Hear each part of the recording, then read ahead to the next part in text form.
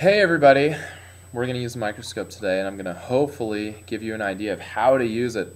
Some of you have already used microscopes before, so you're pretty familiar with, what all these knobs and little weird thingies are for. If you haven't used a microscope though, well, we're going to teach you all about it. So, first thing you want to do, find the power cord, plug that in, which will solve 99% of your problems. After you plug it in, our microscopes that we use here, they have a cool little on-off switch. Turn it on and watch right here. Watch right here.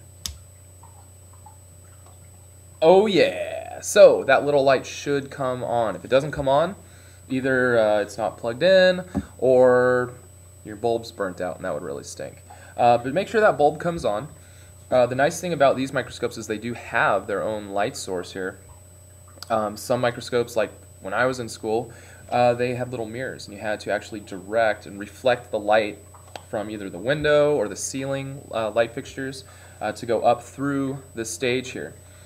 So it's very important to have a light because the light actually shines through the stage right here and comes out at the top. You can see this little hole right here.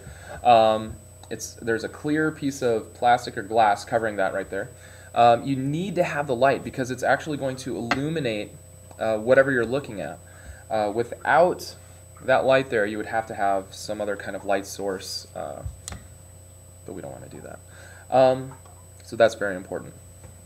Speaking of the light coming up through the stage, you also may have noticed there's some crazy looking disc here that spins around, and it's got a whole bunch of different holes on it. That's actually called the diaphragm, and each of those holes is a different size, and it works very much like the iris in your eye.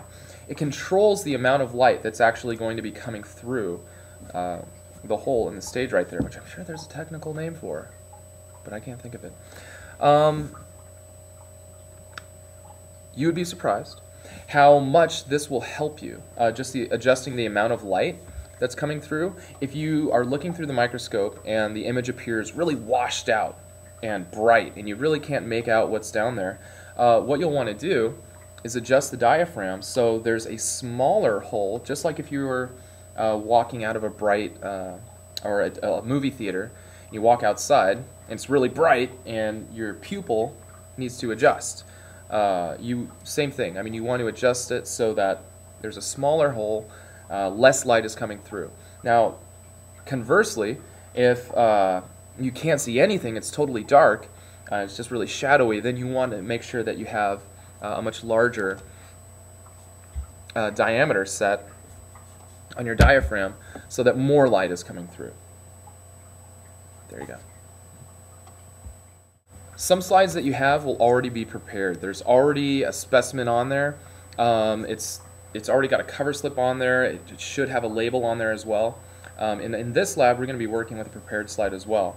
So what you'll do when you first put a slide on, make sure you're on low power and just set the slide on the stage. Use your stage clips to hold the slide in place. And then you can adjust the slide so it's right over that hole in the center of the stage. And then for our microscopes, you're going to want to just raise the stage all the way to the top. And that's pretty much going to bring it into view for you. So make sure you look through. Ah, there it is. On low power, feel free to use the coarse adjustment knobs, these big knobs right here, to adjust your image. And then go ahead and use the fine adjustment knobs to make sure that it's in really clear focus. You should get a very detailed image. Don't settle for anything less than high detail. These microscopes, they work pretty well. And so when you look through, it shouldn't be blurry, but you should be able to see, oh yeah, some good texture, some real good details, the imperfections in the things that we're looking at. So make sure that it's clear.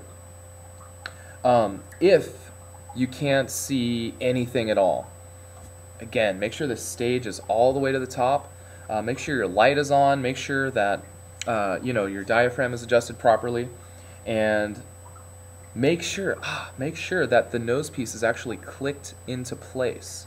because sometimes it won't be clicked into place and you won't see anything.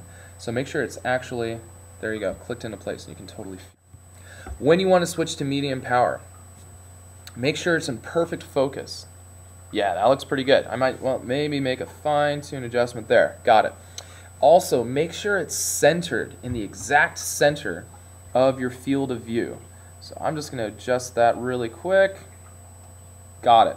Because when you switch it to medium power, it's going to focus, it's going to expand the center of what you're looking at even more. So I have mine centered, I have it perfectly in focus. I'm not going to touch the knobs anymore, but I am going to look from the side as I rotate my nose piece to put the medium power objective into place.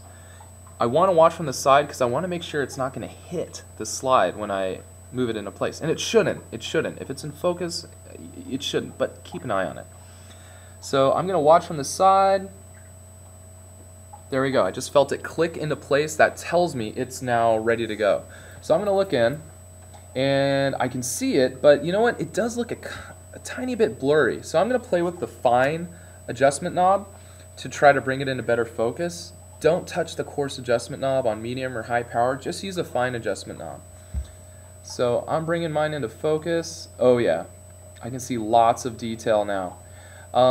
One thing that you'll notice is that sometimes the top is in focus, but the bottom is out of focus when we're talking about depth. So sometimes you'll just need to look at the top, bring it into focus. Then if you want to see something a little bit lower, then you'll need to change the focus a little bit. You can't get everything in focus all at the same time. So mine's in focus now. Mine is centered, perfectly centered. Now I can switch to high power.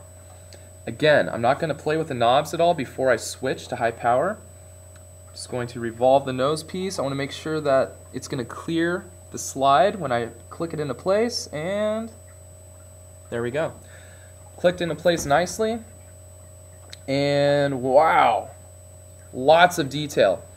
Now, I noticed that my picture, though, what I'm seeing is actually a lot darker, so I'm going to adjust the diaphragm to make sure that I have as much light as possible coming through. And there you go.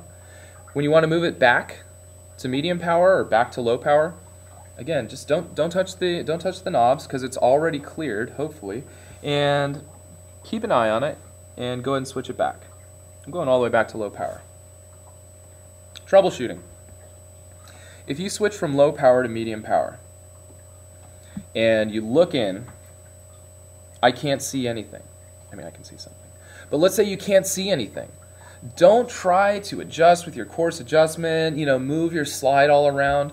No, just go back. Just go back to medium or low power. Make sure it's perfectly in focus. Make sure it's perfectly centered, because most likely it was either out of focus a little bit or it just wasn't exactly in the center. So make sure both of those things are happening and go try it again. Try it again. Switch to medium power. And if you made those adjustments and you feel it click into place, you should at least be able to see a blurry image. And then you can make your fine-tune adjustments. Same thing if you're on high power. Go from medium to high power and you can't see your image anymore.